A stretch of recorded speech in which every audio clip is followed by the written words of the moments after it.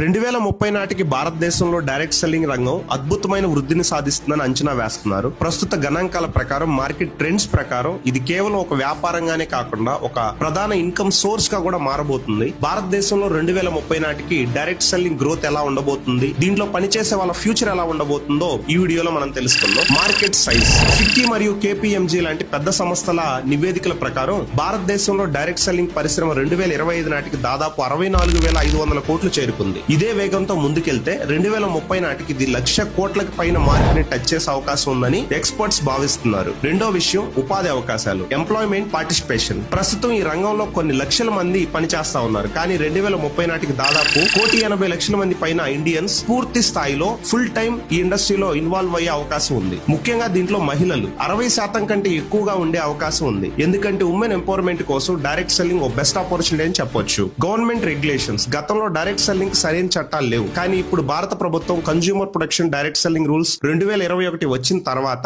ఈ చట్టాలు చాలా కఠినంగా ఉండడం వల్ల మోసపూరిత కంపెనీలు, మనీ సర్క్యులేషన్ స్కీమ్స్ ని మెయింటైన్ చేసే కంపెనీలన్నీ కూడా క్లోజ్ అయ్యి నిజమైన ప్రొడక్ట్ బేస్డ్ కంపెనీస్ లో ప్రజలు జాయిన్ అయ్యి పని చేస్తారు. అండ్ ఆ కంపెనీస్ కి గౌరవం, నమ్మకం కూడా పెరుగుతుంది. 2030 నాటికి ఇది అత్యంత సేఫ్ ఆపర్చునిటీ కెరియర్ గా మారబోతుంది. దీని యొక్క మెయిన్ గ్రోత్ కి కారణం డిజిటలైజేషన్. సోషల్ మీడియా ఎక్కువగా జనాలు యూజ్ చేయడం వల్ల ప్రొడక్ట్స్ ని ప్రమోట్ చేయడం కానీ, టీమ్ బిల్డింగ్ గానీ అయిపోయింది. హెల్త్ అండ్ వెల్నెస్ కి పెరిగిన డిమాండ్. డైరెక్ట్ సెల్లింగ్ లో ఎక్కువగా హెల్త్ సప్లిమెంట్స్ ఉంటాయి. ప్రజల ఆరోగ్యం పట్ల అవగాహన పెంచడం వలన ఈ యొక్క ప్రొడక్ట్స్ కి ఒక మంచి డిమాండ్ పెరగబోతుంది. 2030 నాటికి జనాల్లో హెల్త్ అండ్ వెల్నెస్ పైన ఒక మంచి అవేర్నెస్ రాబోతుంది. ఆర్గానిక్ ప్రొడక్ట్స్, కెమికల్స్ లేనటువంటి ఆర్గానిక్ ప్రొడక్ట్స్ ని, నేచురల్ ప్రొడక్ట్స్ ని యూజ్ చేయడానికి జనాలు ఎక్కువగా ఇంట్రెస్ట్ చూపిస్తున్నారు. ఇక్కడ గుడ్ న్యూస్ ఏంటంటే డైరెక్ట్ సెల్లింగ్ కంపెనీస్ ఎక్కువగా ఈ ప్రొడక్ట్స్ ని ప్రమోట్ చేయడానికి సిద్ధపడుతున్నాయి, ఆల్రెడీ చేస్తూ ఉన్నాయి కూడా. భవిష్యత్తు కోసం సిద్ధంగా ఉండాలి, డైరెక్ట్ సెల్లింగ్ లో మీకు ఒక మంచి ఫ్యూచర్ ఉండాలంటే టెక్నాలజీని వాడడం నేర్చుకోండి. పాత పద్ధతుల్లో కాకుండా Zoom calls, WhatsApp marketing, video content create చేయడం, చిన్న చిన్న వీడియో